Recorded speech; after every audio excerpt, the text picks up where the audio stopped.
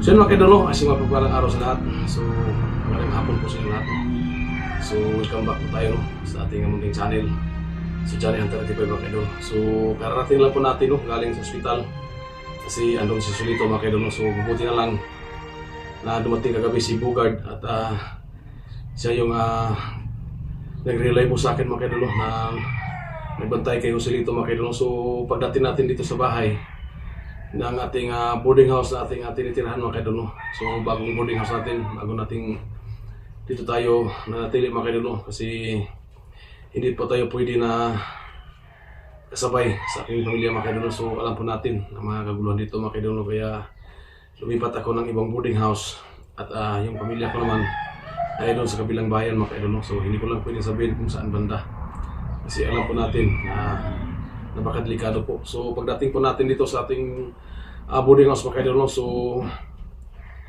naka-signal po tayo. So marami pong tumawag sa atin na tungkol po kay nangyari kay SG Hunter 01 mga kaidolo. So hindi po talaga natin inasahan na sa unang pagkakataon nangyari na talaga na si SG po ay siyang nabihan ng mga kaidolo. So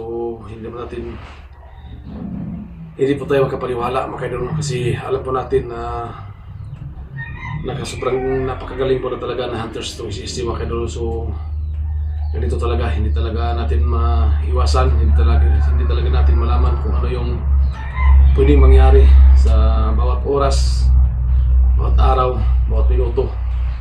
Kaya ito mga kaidolo, so magpihis tayo kasi binuksan natin yung cellphone natin at tinignan natin yung upload sa YouTube ni si mga kaidolo. So alam po natin na yung gumagamit ngayon, tumawag ngayon sa kamera ni SG ay mga bandido mga kaidolo. So marunong sila mag-upload, kaya pinapakita nila sa lahat ng mga kasamahan po natin hunters na yung nangyari kay SG Hunter 01 mga kaidolo. So hindi po natin pwedeng palampasin ito mga kaidolo kasi alam po natin na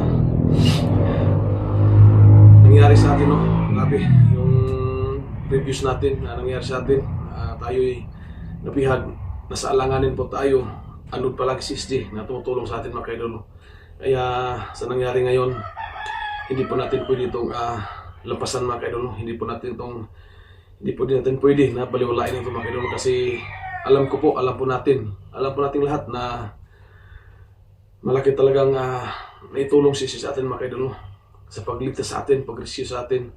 So ilang beses na po na tumulong sa atin, pero ito ngayon talagang hindi po tayo pwedeng umayaw dito sa mga nag-request sa atin mga kaidolo, lalo na sa mga solid supporters ni SG, sa mga supporters ko. Grabe talaga yung mga request nila.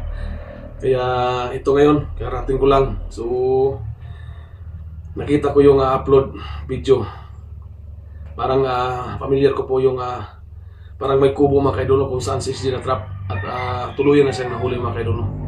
So subukan natin puntahan. So alam po natin na medyo malayo yung location na yan, pero pipilitin po natin makapunta na sa location mga kaidolo. So sa nagtataka po dyan na kung bakit ako mag-iisa, kasi alam po natin mga kaidolo, so bawat mga kasamahan po namin dito, mga hunters, alam po natin lahat na may iba-iba silang misyon, may iba-iba kami misyon. So ang iba mga kaidolo hindi pa nakauwi, natrapa sila. Yung iba hindi pa na-rescue, nabihag pa. So wala pa talagang parang busy sila lahat po ng mga kasama natin hunters. May hinaharap din na problema mga kaidolo. So ngayon mabuti na lang andun tayo sa ospital, mabuti na lang sinadya sila ng pagkakataon na dumating si Bugard. Kaya naging bakante tayo mga kaidolo, nagkakaroon tayo ng time. So naging tayo mga kaidolo, libre tayo ngayon sa araw na ito. Kaya pagsamantalahin na natin kasi tinawagan ko si Bugard na siya munang bahala kayo si Lito kasi hindi po natin alam kung ano yung nangyari ni SG Hunter 01. So hindi lang natin sinunod yung mga request natin sa mga supporters, kundi bilang utang ng loob natin sa kanya mga kaidolo, kasi maraming bisis na po siyang tumulong sa atin, lalong-lalo na andun tayo sa mapanganib, agaw buhay tayo sa kamay ng mga hinarap nating mga kalaban. So andyan palagi si SG tumutulong sa atin, kaya kahit mag-isa lang ako ngayon, pipilitin ko makapunta sa location na yan mga kaidol, no? Kasi tinawagan ko yung mga ibang hunters, monitor ko yung mga video nila. Talagang naintindihan ko natin sila kasi may naharap din sila mga problema mga kaidol, no? So nakita po natin siguro. So hindi lang siguro ako yung nakakita, nakamonitor sa mga bawat upload po ng mga kasamahan kong hunters. So kita-kita natin yung mga kalagayan nila. So may hinarap din sila mga kaidol, no? So pati si Dax, natrap din mga kaidol, no? So grabe, nagkahiwalay sila ni SG. So kita natin si SG lang yung puruhan at nahuli mga kaidol, no? Kaya kahit mag-isa lang po tayo, sanay na tayo mga kaidol, no? Na lumakad na mag-isa. So hindi natin alam kung ano yung mangyayari sa atin, pero hindi natin maiwasan na mag-alala, no? Sa ating kalagayan papunta dyan, kasi hindi natin alam kung anong mga klaseng mga tao na yan, kung gaano sila karami, kung ano yung mga kakayanin nila. Kaya gawin natin dito, mag-ingat at magdasal. Kahit ano yung dasal na gawin natin, kahit ano yung pag-ingat na gawin natin, pag oras na natin ay hindi talaga natin maiwasan. Kasi ang atin lang ito, sana po mapagtagumpayan po natin, at least na hindi tayo nakatunganga dito habang yung kasama po natin si SG ay may nangyari sa kanya.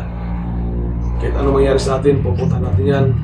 Hindi pwede magkatungangan lang po tayo dito mga kaidol, kasi alam po natin maraming bisis po tayo tulungan SG. Kaya ngayon mga kaidol, pupunta na po. So siguro mga kaidol, matmaya mag-come ako dito mga kaidol, kasi biyahe pa tayo. Tamang ilang sustansya ko mga kaidol, mga pitong oras siguro tayo magbiyahe para makapunta tayo sa location na maiwan natin yung sasakyan natin.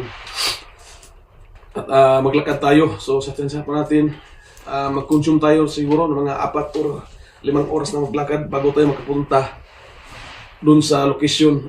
Kasi ang target natin ngayon mga kaidol, yung kubo talaga.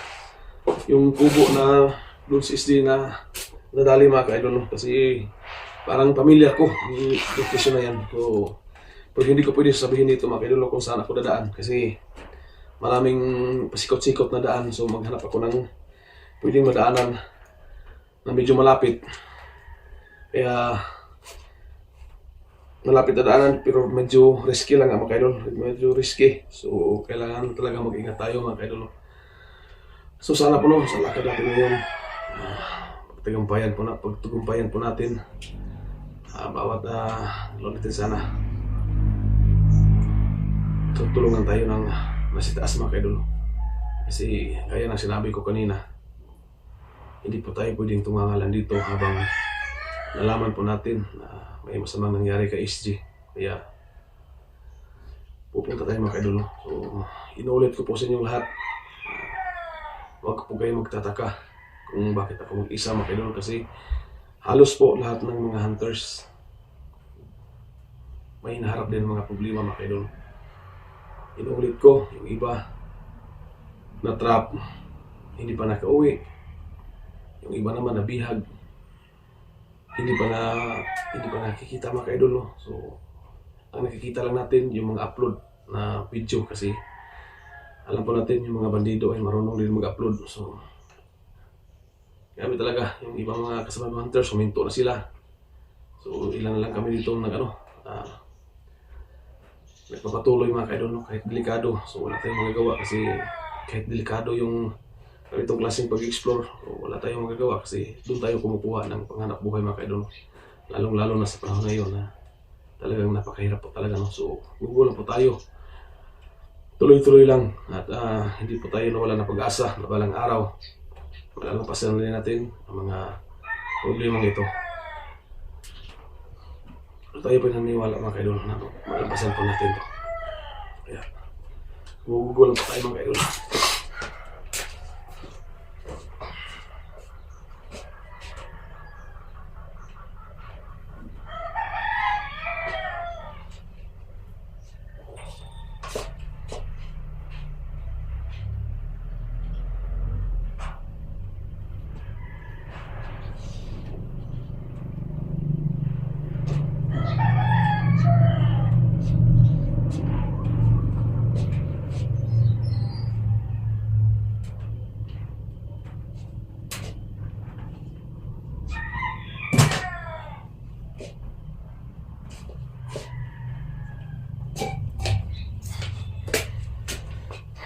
kailangan natin maglakad.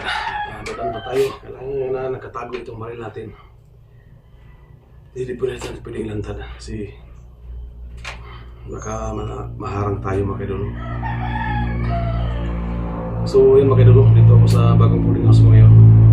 So hindi ko pwedeng sabihin dito lang ako nag-video sa loob para malaman po ng mga supporters natin na tayo po'y gumawa ng hakbang para po sa kaligtasan ni East Hunter 01. So yan.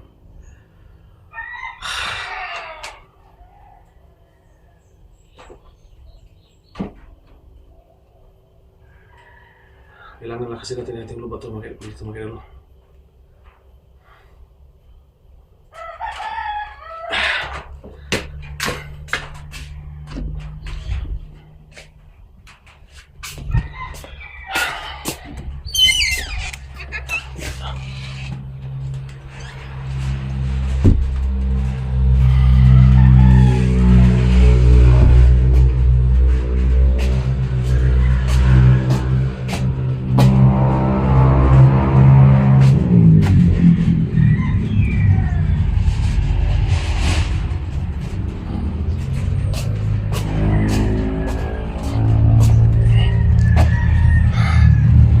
Mga kaidol, doon pa tayo banda dadaan.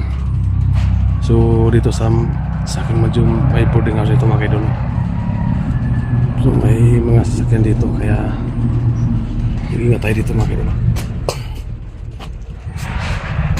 Kailangan mo natin secure at ilock yung mga pinto dito mga kaidol para walang makapasok.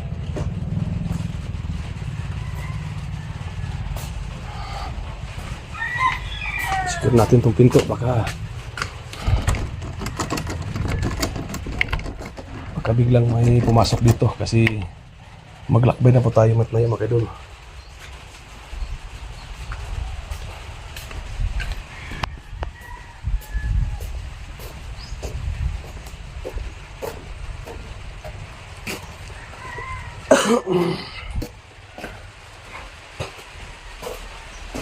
Kailangan natin i-secure para pinto mga kaidol.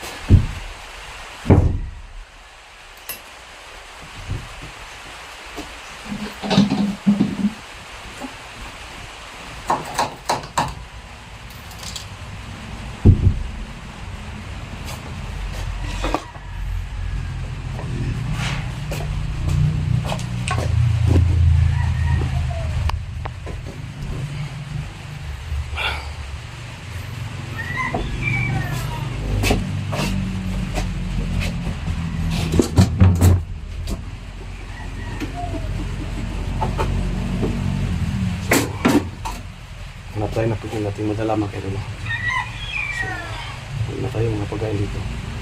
Hindi ito isipin ng pagkain mga kaidol. Ang isipin natin, niligtas yung kasamahan natin.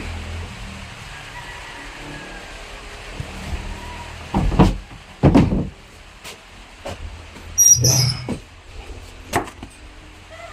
Ito yung sumpit natin. So, hindi po natin pwedeng iwan ito ating sumpit. Kasi ito yung sandata natin. Ito mga kaidol, ito sumpit. Ito yung sandata natin.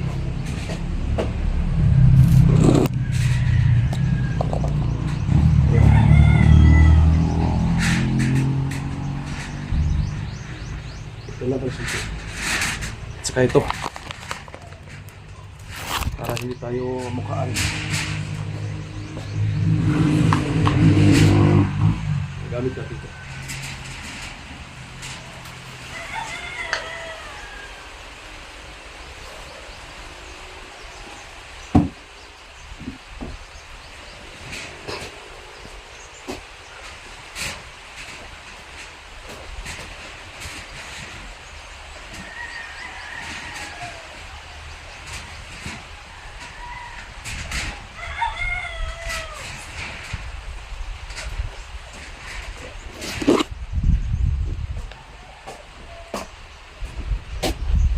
So yun mga kaidol, medyo ngulan.